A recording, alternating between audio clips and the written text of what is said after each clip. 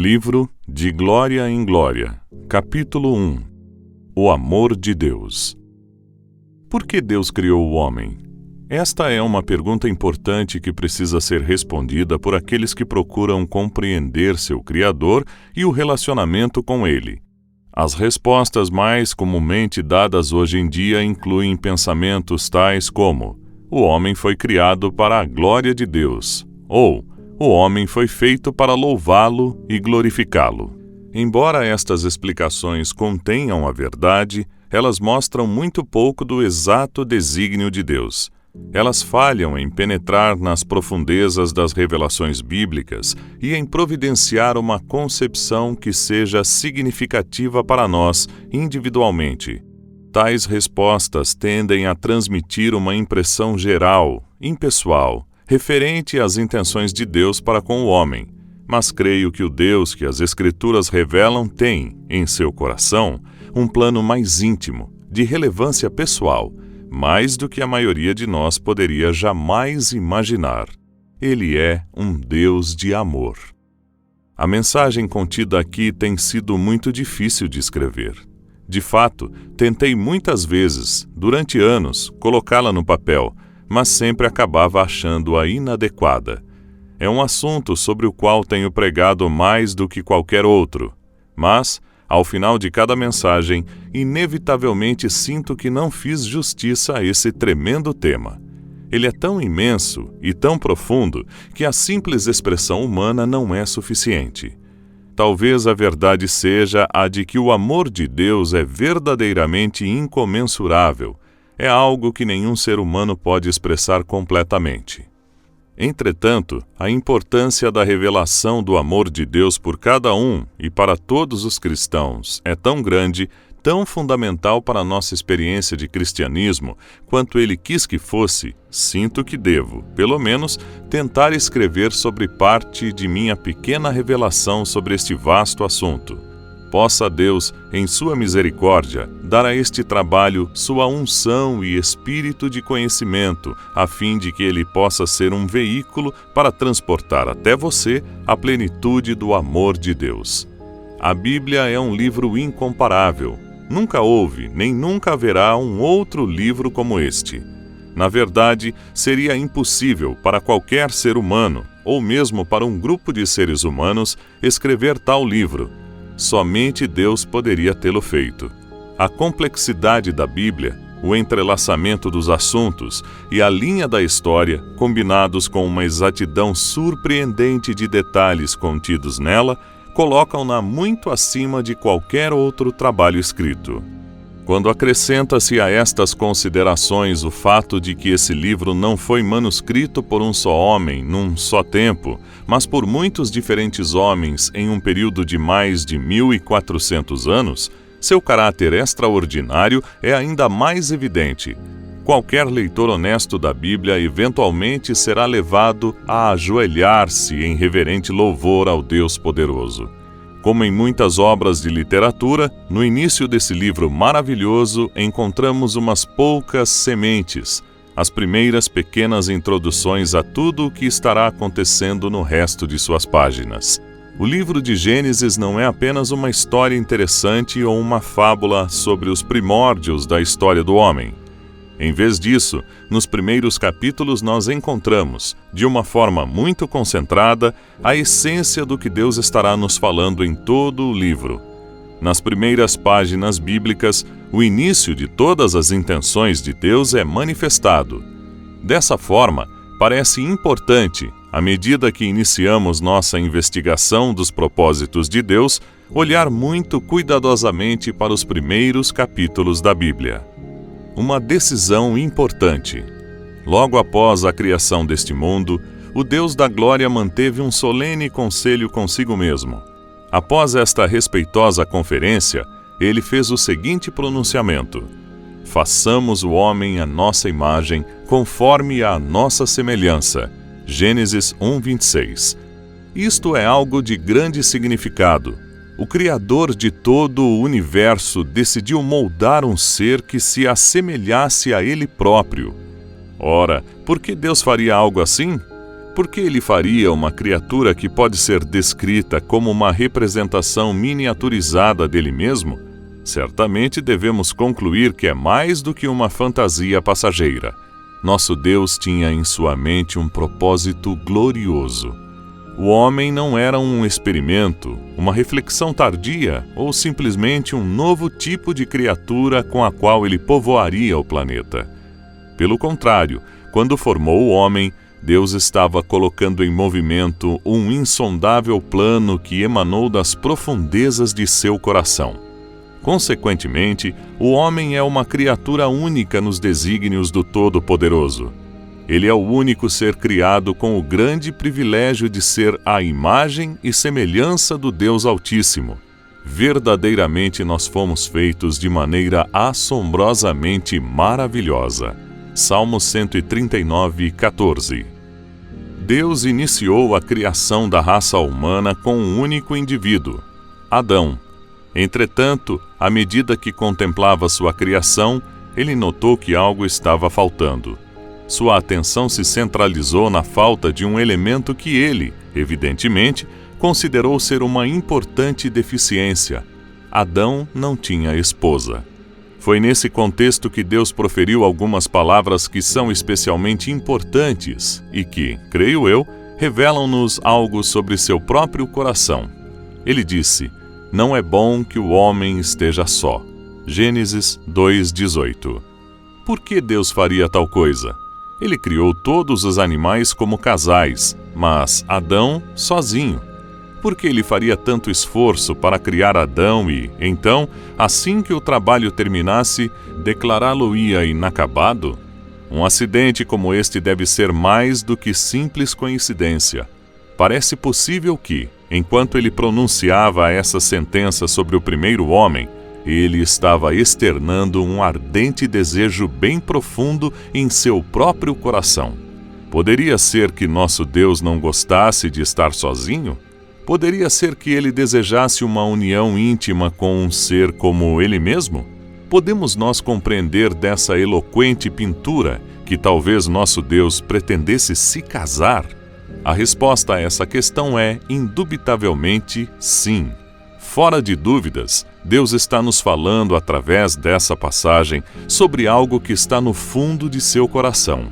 Mantendo este pensamento em mente, vamos examinar juntos mais um pouco das Escrituras e ver como elas, na verdade, dão suporte a tal hipótese.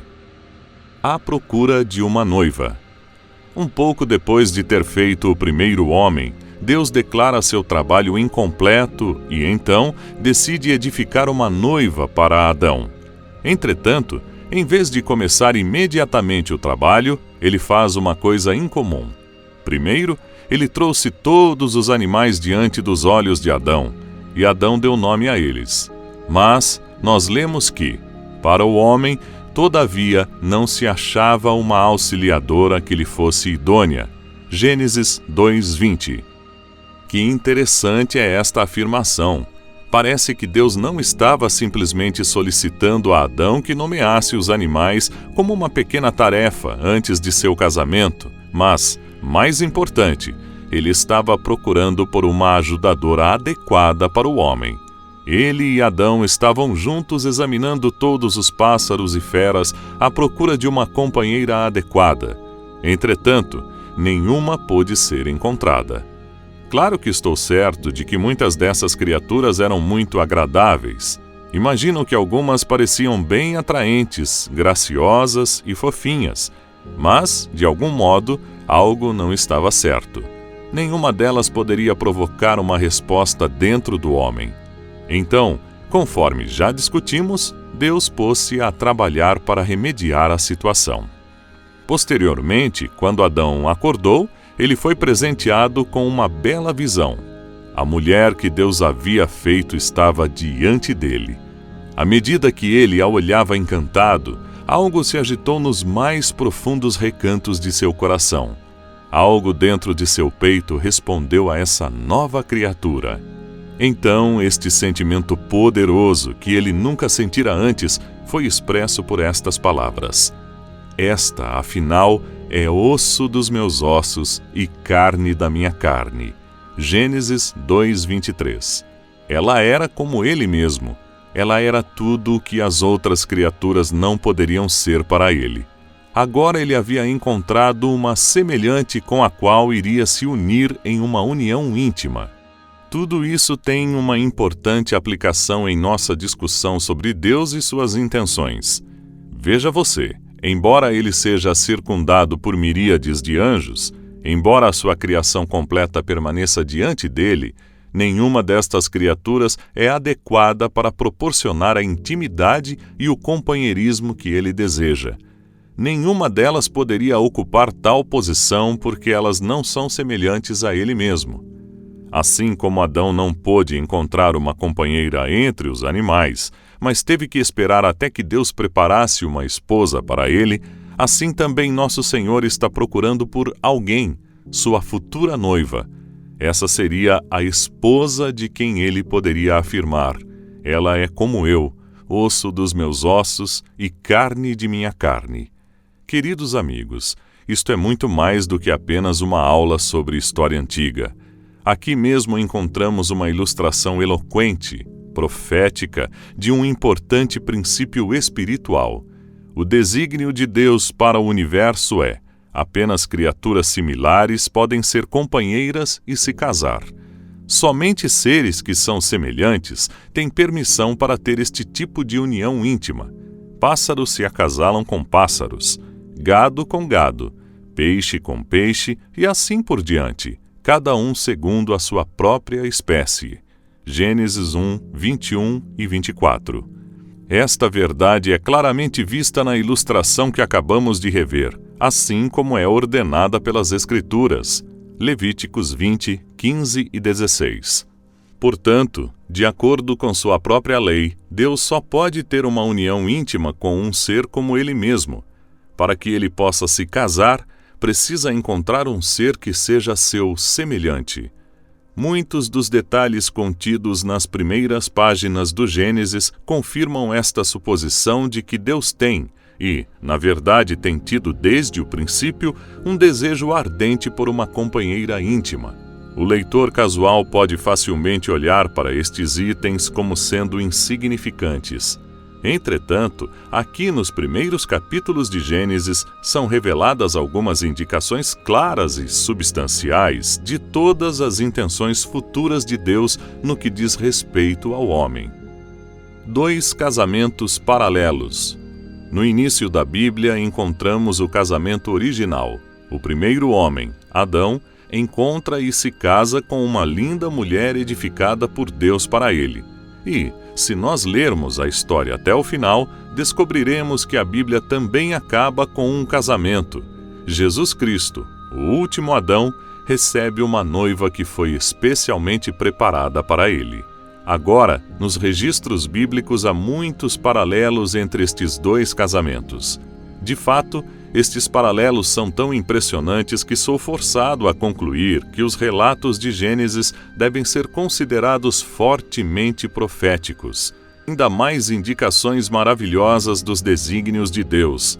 Devemos notar que Deus provocou um profundo sono em Adão, um estado semelhante à morte, durante o qual Deus trabalhou nele. Gênesis 2:21. Enquanto ele estava nesta condição, uma incisão foi feita em seu lado e Deus removeu algo. Nossas traduções dizem que foi uma costela. Deus, na introdução de seu livro, colocou nas primeiras páginas uma profecia completa que ainda hoje está sendo cumprida pelo seu povo. Parte desta profecia concernente a Adão e a criação de Eva nós já examinamos. Mas, à medida que olhamos mais adiante, descobrimos ainda. Então, desta parte de Adão, Deus construiu, no hebraico, uma mulher para ele. De maneira semelhante, nosso Senhor Jesus entrou na morte por nós na cruz. Lá, seu lado também foi trespassado, e algo saiu daquele lado, sangue e água. João 19:34. É com estas substâncias eternas que fluíram do lado de nosso Salvador que Deus está construindo, Mateus 16:18, a noiva de Cristo, a mulher eterna que irá morar com ele para sempre. À medida de que lemos as primeiras páginas do livro, encontramos um jardim magnífico. Esse jardim foi o cenário do primeiro casamento. Saindo deste jardim, fluía um rio e, no meio do jardim, crescia uma árvore chamada a Árvore da Vida. Gênesis 2:9. Somando a isto, o texto menciona que nesta terra há um abundante suprimento de ouro, de algo chamado bidélio e de ônix, uma pedra preciosa. Gênesis 2:11 e 12. No final do livro, nos relatos do Apocalipse, algo de grande esplendor e glória é descrito: a cidade que é o cenário do último e mais glorioso casamento do universo. Mas nós observamos que aquela cidade contém muitos dos mesmos elementos contidos no jardim. Por exemplo, onde uma vez nós lemos sobre o ouro enterrado no chão do paraíso, agora vemos uma cidade inteira irradiando o esplendor dourado e tendo sua única rua pavimentada com a mesma substância. As pedras de ônix descritas no jardim podem agora ser vistas juntas com muitas outras pedras preciosas, polidas, perfeitas e incrustadas num muro glorioso circundando a estrutura inteira. Este muro, adornado com toda espécie de pedras preciosas, Apocalipse 21, 19 e 20, é o símbolo de todos os verdadeiros crentes em seu estado transformado, glorificado. Na Nova Jerusalém também há um rio. Este é um rio de uma cristalina água da vida que jorra de debaixo do trono de Deus e do Cordeiro. Este rio, talvez espiritualmente relacionado àquele que vimos no princípio, é agora disponível para todo aquele que quiser vir e beber. É as nações. Agora, não vamos esquecer o bidélio. Esta palavra é encontrada em Gênesis, capítulo 2, versículo 12. Frequentemente lemos sobre ela neste verso, mas o que é bidélio? Se você não sabe, então está em boa companhia. Mesmo os eruditos conhecedores da Bíblia e os tradutores realmente não sabem. De fato, o significado é tão obscuro que eles mantiveram a palavra do latim que uma representação da vida do próprio Deus para o qual nós podemos vir e nos satisfazer. Não apenas isto, mas a árvore da vida que apareceu no princípio agora está crescendo abundantemente em ambos os lados do rio. Com seus 12 frutos, um fruto para cada mês, livremente disponíveis para todos. Mesmo as folhas dessa árvore são importantes. Elas providenciam cura para a velho, em vez de traduzir para uma palavra de língua portuguesa. Um dos melhores jeitos para determinar o significado bíblico de uma palavra é descobrir como ela é usada em outros lugares na Bíblia. Então podemos usar este método para nossa pesquisa e averiguação. O outro único lugar em que aparece essa palavra é em conexão com o pão celestial, o maná, que é descrito como sendo pequeno, branco e redondo, Êxodo 16, 14 e 31, e da cor do bidélio, Números 11, 7. Portanto, gostaria de sugerir que esta palavra bidélio pode se referir ao que hoje nós conhecemos como pérola, algo pequeno, branco e redondo. De fato, 2 antigos manuscritos das Escrituras traduzem esta palavra por pérola. Então, já que os eruditos bíblicos realmente não sabem o que essa substância é, e já que, como você vai ver logo, essa tradução se harmoniza tão bem com outras partes da palavra de Deus, creio que pode ser aceitável adotar esse significado. As portas de pérola. Olhando novamente para a Nova Jerusalém, vemos que cada uma de suas portas é formada por uma única pérola grande. Você sabe de que maneira uma pérola é formada? Ela começa quando um grão de areia ou algum outro pequeno objeto irritante entra na concha de uma ostra. À medida que aumenta a irritação, a ostra começa a produzir uma secreção que envolve o objeto ofensor com uma camada de substância suave, preciosa e perolada. De um ferimento surge algo de grande valor. Certamente tal ilustração aponta para o Salvador. Quando seu lado foi perfurado, a substância que saiu providenciou uma porta para nós, nossa entrada naquela cidade eterna. Ele é a pérola de grande valor. Mateus 13:46.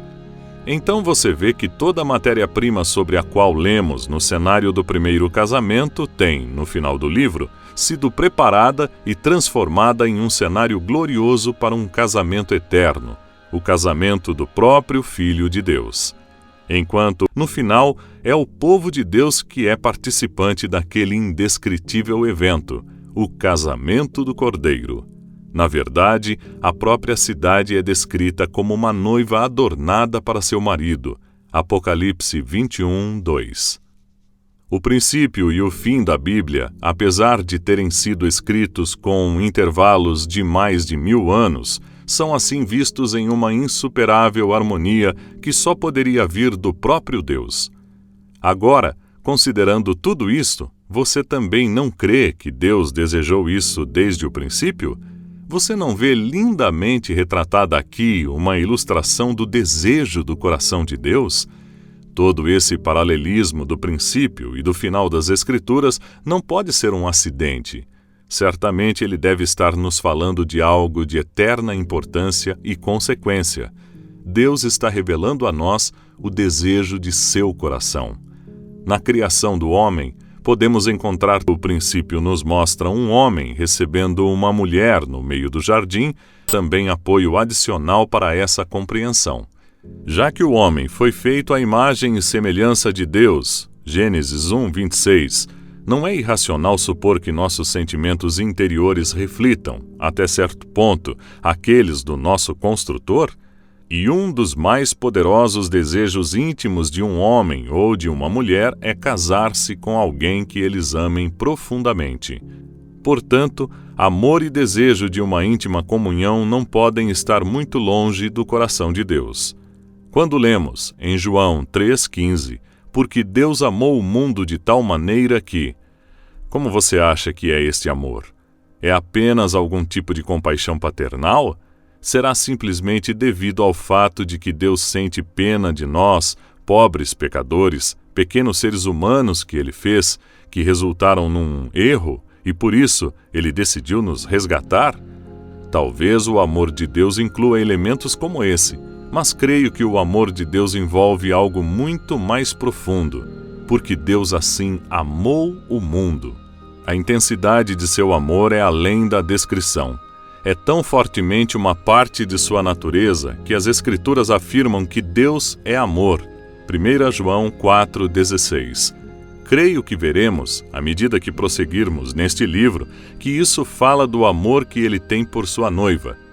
Não é nada menos que o desejo do Pai Celestial por eterna e íntima comunhão com alguém como ele mesmo.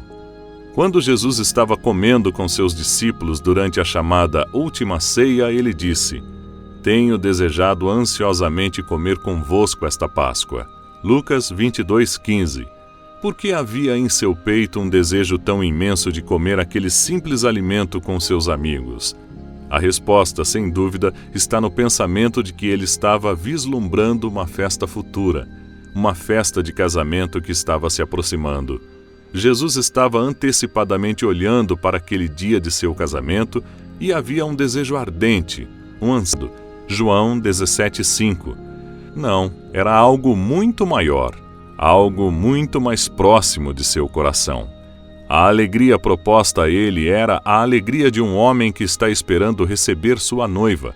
É a alegria de um homem no dia de seu casamento, quando está desposando a mulher que ama. Jesus estava olhando para o futuro e observando aquela com a qual ele se ligaria em união íntima. Era esta visão, este pensamento tão cheio de alegria que o estimulou a sacrificar-se por nós. Em Isaías 62:5 nós lemos: Como o noivo se alegra da noiva, seio dentro dele por sua noiva. Este é o motivo porque ele tinha um desejo tão intenso de cear com seus 12 discípulos em preparação para tudo o que estava por vir. A alegria colocada diante dele. Lemos em um outro lugar que foi, em troca da alegria que lhe estava proposta, que ele suportou a cruz. Hebreus 12:2. O que era tal alegria proposta a ele? Era simplesmente a alegria de entrar na glória de seu Pai? Esta não parece ser uma explicação adequada, já que ele havia compartilhado a glória do Pai antes que o mundo fosse criado. Assim de ti se alegrará o teu Deus. Que dia maravilhoso será aquele quando o povo escolhido de Deus for transformado em uma santa mulher e preparado para o glorioso dia das bodas. Esta é a alegria que foi colocada diante dele e, queridos irmãos e irmãs, é também a alegria que é colocada diante de nós. Esse Deus nos dá uma visão e revelação daquele maravilhoso dia de casamento e de tudo o que ele requer. Deus e o homem unindo-se na mais santa união, para que possamos correr a corrida com alegria. Aleluia! Tal visão certamente nos faz permanecer à distância de tudo, todo o peso e pecado que tão facilmente nos envolve. Hebreus 12:1. E persegui-lo e a seus propósitos, de todo o nosso coração. Esse Deus nos ilumina para vermos sua vontade através de sua perspectiva. Então, somos impelidos em direção às suas metas, que são também a nossa plena satisfação. Paulo, o apóstolo, refere-se a essa futura intimidade com o nosso Criador quando diz: nem olhos viram, nem ouvidos ouviram, nem jamais penetrou em coração humano o que Deus tem preparado para aqueles que o amam. 1 Coríntios 2:9. Então, Paulo continua a qualificar isso, afirmando que Deus, na verdade, revela as profundezas, versículo 10, para aqueles que são íntimos dele. Nosso Senhor está nos chamando para um relacionamento de amor com Ele. Este é um relacionamento que irá culminar em uma união com o Altíssimo, que só pode ser descrita em termos de casamento. Estes termos não são meus, mas são a linguagem da Bíblia, palavras que o próprio Deus escolheu para descrever tais coisas de uma maneira que possamos compreender. O casamento humano diz: na tua presença há plenitude de alegria, na tua destra, delícias perpetuamente. Uma outra passagem diz: amados, agora somos filhos de Deus, e ainda não se manifestou o que haveremos de ser. 1 João 3, com toda a intimidade a ele vinculada, é algo que foi criado e santificado por Deus. Dentro dos laços contratuais do matrimônio, quase nada é vetado pelo nosso Criador. Temos apenas que ler Cânticos de Salomão para imaginar como Deus vê esse tipo de relacionamento. Esse livro é tão pessoal e contém tantas vívidas alusões à intimidade conjugal que muitas pessoas, mesmo crentes, não podem lê-lo sem sentirem-se desconfortáveis. Evidentemente, a carne deles é forte demais e, portanto, são estimulados erradamente. Entretanto, ali no Cântico dos Cânticos, Deus ilustra para nós as futuras alegrias espirituais. Ele está usando termos humanos e descrevendo a intensa alegria de duas pessoas casadas, mas não há dúvida em minha mente de que ele está falando realmente sobre si mesmo e sobre a sua noiva. Claro que este livro tem suas aplicações aos casamentos terrestres desta época, mas muitos santos de Deus que viveram antes de nós, incluindo Hudson Taylor e Watchman Nee, viram ali uma palavra profética. O Salmo 16:11 diz 2. Este versículo me perturbava, porque eu não podia pressentir um relacionamento maior com Deus do que o de ser um de seus filhos. Mas as Escrituras falam de tal posição. Hoje, nós somos filhos de Deus e nos relacionamos com Ele desta forma, mas algum dia, que dia glorioso, entraremos em um outro tipo de relacionamento com Ele. Algum dia nós seremos sua esposa. Embora um filho possa ter uma grande porção de intimidade com seu pai, a esposa desfruta de um relacionamento muito mais profundo. Uma união santa com Deus. Estas palavras, noiva e esposa, transmitem pensamentos de gozo e de intimidade que podem ser mal compreendidos pela mente carnal. Mas oro para que, enquanto você lê estas palavras e medita nas Escrituras que se referem a estas coisas, Deus revele aos seus olhos esta verdade gloriosa. De acordo com a inconfundível clareza das palavras da Bíblia, Deus está chamando o seu povo para uma união santa com Ele que só pode ser descrita como um casamento. Certamente que este não será um relacionamento físico como o que temos aqui na Terra, mas algo espiritual. Até mesmo a intimidade física que temos aqui é simplesmente uma sombra das futuras delícias espirituais.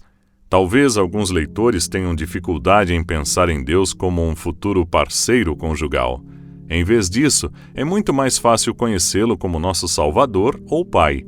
Embora estes sejam verdadeiramente papéis que Deus desempenha em nossas vidas, a posição de ser nosso futuro marido é certamente a mais íntima. Nosso Deus é um Deus de amor a paz. As Escrituras nos revelam o coração de Deus e no seu coração há um tipo de romance divino, um amor ardente por sua futura noiva. Não se limite à maneira pela qual você o conheceu no passado. Não tenha medo de se abrir para uma revelação maior da sua pessoa e dos seus objetivos. O Deus que a Bíblia revela é o nosso próprio Senhor e Rei. Você pode confiantemente acreditar que o que sua palavra revela sobre Ele mesmo é verdade. Deus não apenas nos ama com um amor apaixonado, como também está procurando por aqueles que o amarão da mesma maneira. Você se lembra do primeiro mandamento? Amarás o Senhor teu Deus de todo o teu coração, de toda a tua alma e de todo o teu entendimento. Mateus 22:37. Isto soa como algo distante e impessoal? Certamente que não. Usualmente, quando alguém ama um outro alguém com tal fervor, dizemos que eles estão apaixonados. Você tem esse tipo de relacionamento com Deus? É Ele o seu primeiro amor? Ou você o está mantendo à distância, tentando se satisfazer com um tipo de Deus impessoal, distante e seguro, que tem muito pouco a ver com sua vida íntima e secreta? Acho bom citar agora Efésios, capítulo 3, versículos 16 a 19. Ali, Paulo está orando pelos irmãos para que eles fossem arraigados e alicerçados em amor. E desta posição, podemos ser capazes de compreender qual é a apaixonado, e este amor está focalizado em nós, simples seres humanos, a largura e o comprimento e a altura e a profundidade, e conhecer o amor de Cristo que excede todo o entendimento, para ser tomados de toda a plenitude de Deus. Você vê, conhecer o amor de Deus é importante. Na realidade, é essencial para nós se vamos entrar em um relacionamento profundo, completo e satisfatório com Ele. Quando você sabe que alguém lhe ama completa e integralmente, então é fácil abrir-lhe seu coração, acreditando que essa pessoa vai lidar com aquilo que encontrar lá dentro com amor. Assim é com o nosso relacionamento com Deus. Todos os crentes precisam de um relacionamento íntimo com Jesus, de coração aberto e sem segredos. Precisamos permitir a Ele o acesso aos esconderijos mais íntimos de nosso ser. Não pode haver nada escondido. Nada do passado, nada que tenha acontecido a nós, nada pode ser mantido fora de sua inspeção e toque amoroso. Confiança total. Esse tipo de relacionamento somente é possível quando nós temos absoluta confiança no amor da pessoa para a qual nós estamos nos entregando. É essencial que venhamos a conhecer a profundidade do amor de Deus. Se não a conhecemos, só teremos com Ele um relacionamento superficial e insatisfatório. Ele nunca será capaz de penetrar no âmago de nosso ser e transformar esta parte de nosso interior. Quando nós temos medos, muralhas interiores e fortalezas, isto nos mostra que ainda não conhecemos o transparente, permitindo a Ele ter acesso a qualquer parte dela. Este é o relacionamento com o nosso Senhor que precisamos encontrar. É um relacionamento de amor mais profundo. É uma intimidade do tipo maior, mais puro, que nos leva à plenitude de Deus. Sem conhecer este amor, seremos impedidos de nos abrir suficientemente e experimentar tudo o que Ele é. A maior necessidade de nossas vidas cristãs é esta: uma apaixonada relação de amor com Deus, que leve a uma intimidade com Ele e resulte em uma transformação segundo a imagem de Deus. Eu gostaria de repetir que a inter-relação entre a primeira e a última parte da Bíblia não é uma coincidência. Não é apenas uma história bonita. Ao contrário, nessas páginas, Deus revela coisas tremendas sobre si e sobre os seus desejos que Ele quer que compreendamos. Que retrato maravilhoso nos dá o livro do Apocalipse! todas as sementes, todas as profecias que nos são descritas no livro de Gênesis, agora atingem a realização e a plenitude. As matérias-primas foram transformadas. Tudo o que Deus Pai decidiu fazer no princípio se cumpriu. Então, o homem Cristo Jesus é visto recebendo sua noiva, a cidade santa,